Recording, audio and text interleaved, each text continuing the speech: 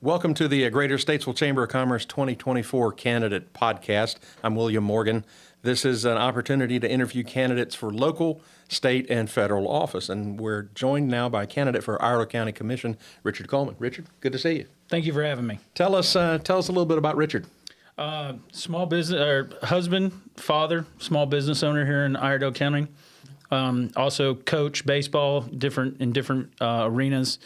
Kind of become a steward of the county commission over the last 4 years, as it were, when I became interested in running for office. So just been working real hard to do the due diligence to be prepared for the job. Well, this is not something you came to lightly because it is a job. It is a full-time job. What motivated you to run for commissioner? Did you see something that you want to change, or do you think you have something that you want to add? I think what motivated me the most was the 2020 election cycle. I saw how, polarized our culture was becoming around politics, and, it became a situation where you saw people that weren't willing to sit down and have a conversation with other people just by whether or not they had an R or D or an I next to their name, or unaffiliated, as it were. But I'm that guy that I've always been that guy that wants to get in there, doesn't have a problem working, wants to serve, wants to help other people, mainly because all the people that helped me get to where I am today. I consider myself a very successful person, just from the ideology that I come from a single family household and we grew up in a single wide. I run a small business. I employ 8 to 12 people depending on the time of the season. I've got a great family. I've got a successful marriage. I've got a lot of things to be thankful for that I've been blessed with because of the people that invested in me at a young age. And I'm just looking for a way to give back to my community in the same respect. Sure. When I was on city council, we used to kid with our friends in the county commission that, what do you guys do? I mean, you don't have to build infrastructure like we do. You don't have to build roads like we do. You don't have an electric department. You don't pick up trash. What do you see as the number one responsibility for a county commissioner? Well, the number one responsibility, has got to be public safety, making sure that our sheriff's department has the resources he needs to keep our crime rates low, making sure our fire departments have what they need to respond in EMS and emergency services, emergency communications, all of those departments having the resources they need that, one, that keeps our crime rates down, and two, when somebody picks up the phone and calls 911 in an emergency situation, that they're going to get taken care of in the most efficient way possible. Probably the second biggest priority is making sure that we've got quality schools for our students to go to school in, to be educated, to learn. Iredell County's been one of the fastest growing counties in the entire country for close to 2 years now, and we're doing everything that we can to keep up with the needs of school rooms and desks and facilities, making sure that the people that are moving to this county, that their children are going to have the same opportunities as everybody else. As you know, economic development is very near and dear to my heart, and we're at a critical time now where we're getting a lot of influx of interest from industry, from manufacturing, but at the same time we need to keep our farmland. We need to balance that out. What kind of strategies, economic development strategies, would you work with or employ to make sure that we have both? Honestly, I'm not a farmer, so I'm not going to tell you that I have all the answers when it comes to being a farmer. But what I will tell you is that I've had a lot of really great conversations. I've made a lot of really great connections with a lot of our farmers in the North End, and they've been so gracious to give me a lot of the information, the knowledge and wisdom that they have. Different things, different programs that would be available as far as farm preservations. Different tax allocations and programs that they can do. Not that we can do as much at the county level as we'd like to, but having the information and knowing to go talk to our state and federal representation about, hey, can we work on present use value? Can we work on our forestry program?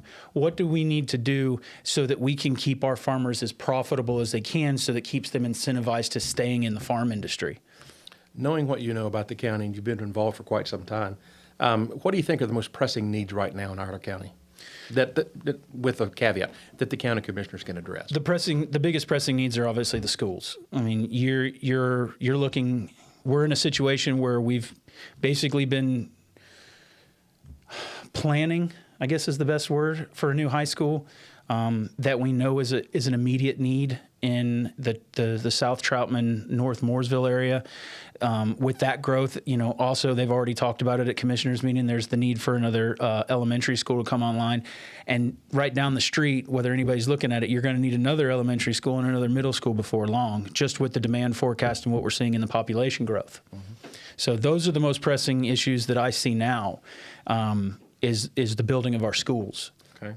As we sit here now, I think Iredell County has the 9th lowest tax rate, if I'm not mistaken, in the state of North Carolina, but yet nobody's happy with taxes. From where I come from, if you want something, you got to pay for it one of two ways, either raise taxes or cut services. How would you incorporate it? What are your thoughts regarding the budget process? Well, the budget process to me, like, everybody wants to play, Monday morning quarterback. It's easy to do that. This was the budget, this was the rate, and then they judge based off of that. I personally think we're treating the symptom instead of the disease. The disease is the evaluation. What we've got is you have a situation where your property is based off of actual sales within the last 3 years of an evaluation. And what we've had is we've had explosive growth in Iredell County, and you have a lot of people coming to the county from places like California, Illinois, New York. They come with an inflated dollar, they pay cash, and they want it now. So you've had multiple situations, especially in my area, where people come in and they buy, houses for 30, 40, 50% above market value. Well, what's that do to the neighbor next door that doesn't come from a place with an inflated dollar? You've artificially run their property value up.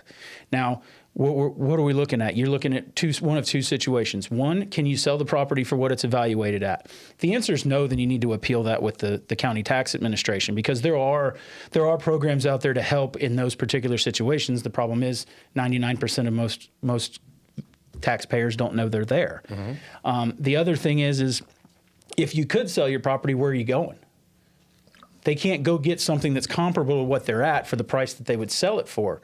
So what I think we should do is, everybody talked about delay. I actually look at it as more of a proactive approach. I think you should do it more often, because you have the ability to do a reval every 2 years instead of every 4. And if you did it every 2, then you don't leave the Iredell County taxpayers on the hook for an evaluation for the next 4 years that may not be what it is now in 2. Okay, interesting. So let's fast forward to November. And you're elected as a county commissioner. Again, your first priority as a county commissioner. First priority is to get in there and really roll my sleeves up and get involved with, and I really only have one person that I can instruct, and that's the county manager. Mm-hmm. But I'm going to have a laundry list of questions.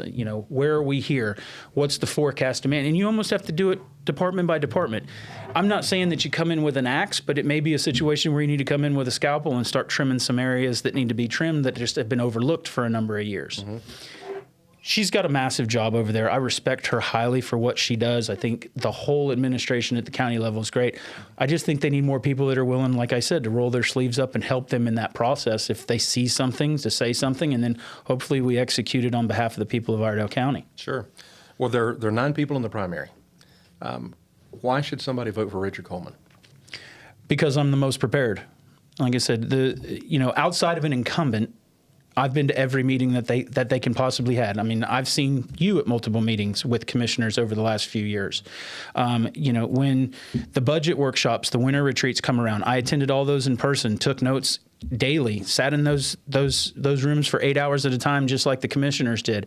I've attended the cooperative meetings between city councils and the county commissioners.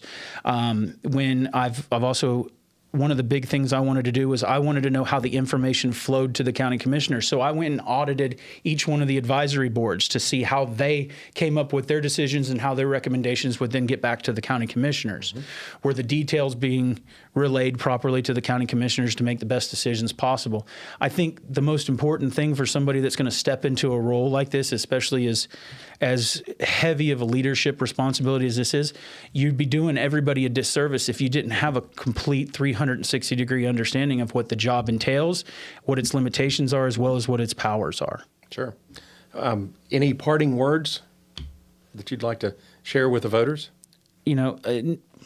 Outside of, I'm that guy that just, I know how to do 3 things. I've known how to do 3 things in my life. I know how to play baseball.